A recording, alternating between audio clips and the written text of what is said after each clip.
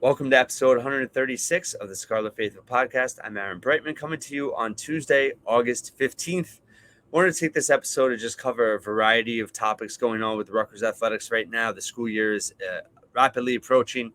One program is getting underway this week. There's some basketball news. There's some football news. So just wanted to kind of jump into it. First off, I want to talk baseball. Cape Cod League Championship commenced this past weekend, and for the third year in a row, the team with the most Rutgers players on it won the championship. Josh Kuroda-Grauer, shortstop for Rutgers baseball, won the playoff MVP at 444. He made some tremendous plays in the field. I have an article on it himself. Hugh Pickney, catcher, and then also Pete Safreda, the transfer from Lafayette, started in center field. All three made contributions in the playoffs for the Bourne Braves, who repeated as champs in the Cape Cod League, prestigious summer league. And it's just great to see Steve Owens, the coach, was out there supporting them. And it's just great news that it definitely could springboard all three of those players a chance to have a real impact next season. We know Kuroda-Grauer, he's a standout already, but this could really help him in terms of having a tremendous junior year. So excited about that. Also covered on the site, Ace Bailey, Rutgers commit, had a 8-minute interview with Matt Barnes, former NBA player for Showtime Basketball. It dropped on YouTube yesterday. I have the interview up on the Scarlet Faithful. And what I thought was worth noting was that he talked about his recruitment and why he chose Rutgers. And the biggest thing he said was that it was a family. And he talked about how the Rutgers environment and culture resonated with his own family and how Pikiell and the staff really made an positive impression on his own family. And I think just something that gets lost in all this, I in terms of having all these elite recruits visit, having now, a real run of top recruits committing. You have Gavin Griffiths now in the program. Ace Bailey's committed.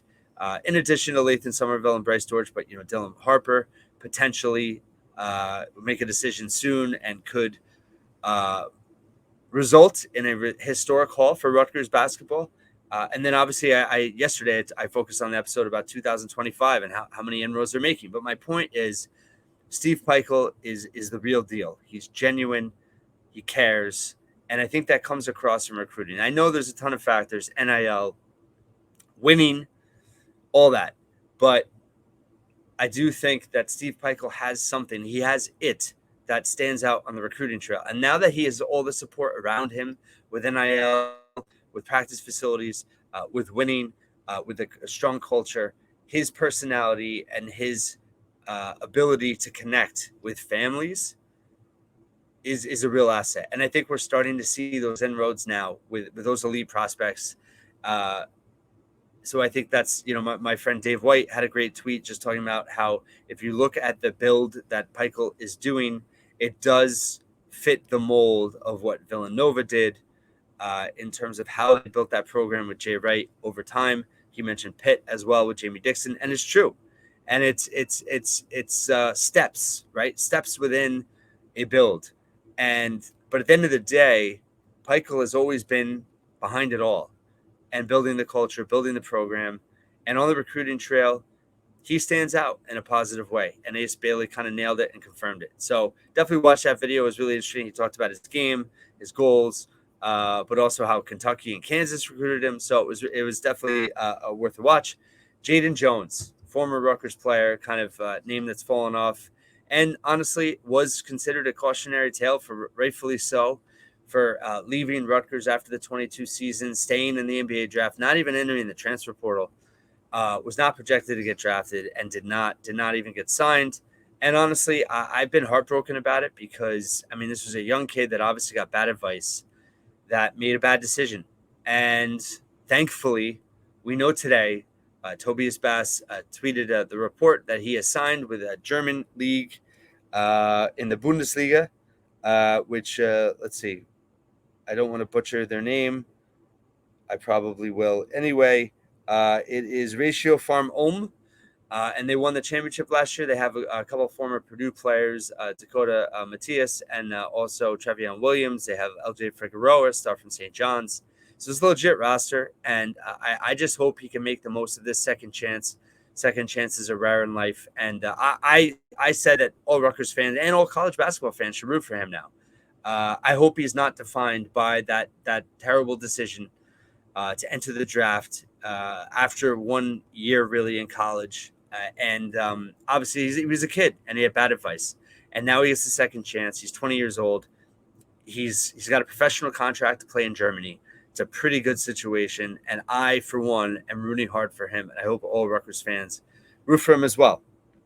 All right. Now we're going to transition to, let's say, a little football news.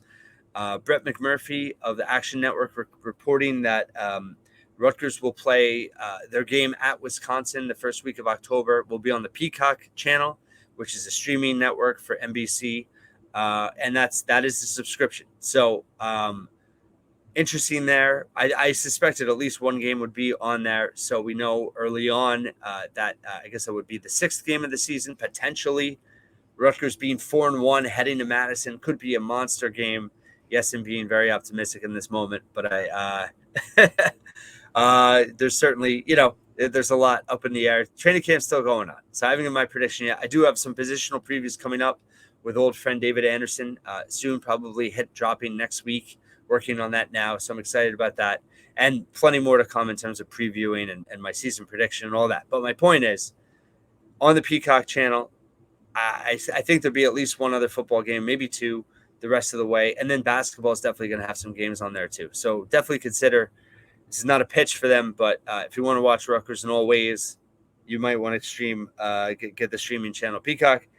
Women's soccer. So they start on Thursday, marks the beginning of the school year for Rutgers Athletics. They will host Holy Cross at Yersack Field on Thursday. They play Hofstra on Sunday, and then huge road trip at NC State next Thursday, August 24th. Perennial NCAA team like Rutgers and top 25 team like Rutgers. So that will be a huge litmus test. Today picked third overall in the Big Ten preseason poll behind Penn State and Northwestern. I think that's probably about right. They're replacing Megan McClelland, longtime starter in goal.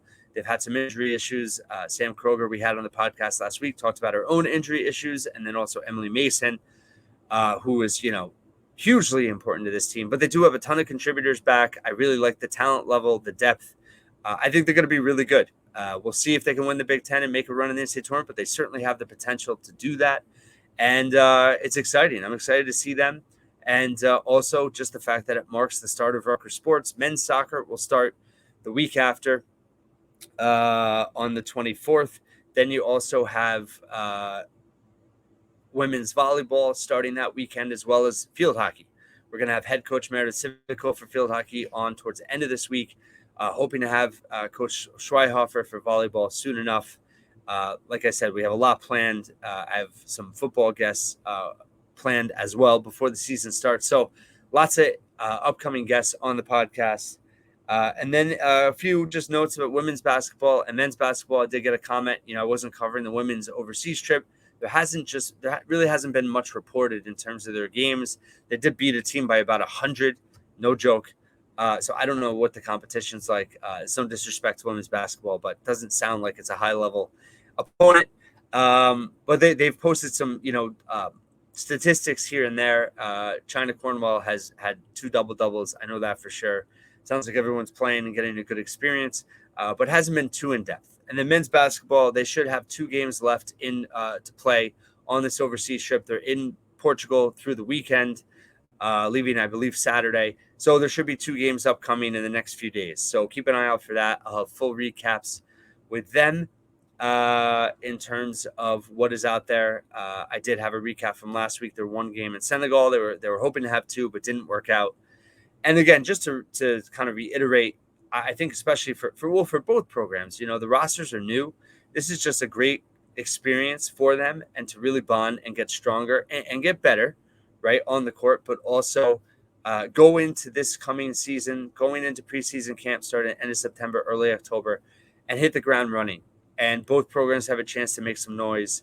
Men's basketball, I'm really high on. I love the shift in terms of they're going to be more up-tempo. They have some veteran leadership that's new to the program, Women's basketball has some potential impact players new to the roster. So it's going to be fun. And listen, Rutgers, we're going to have real Rutgers games to root for very soon, starting in 2 days. So lots to be excited about. And I'll have plenty more on the podcast and on the Scarlet Faithful site itself. Please check it out. Appreciate all your support. And thank you for listening here once again. And I will talk to you tomorrow.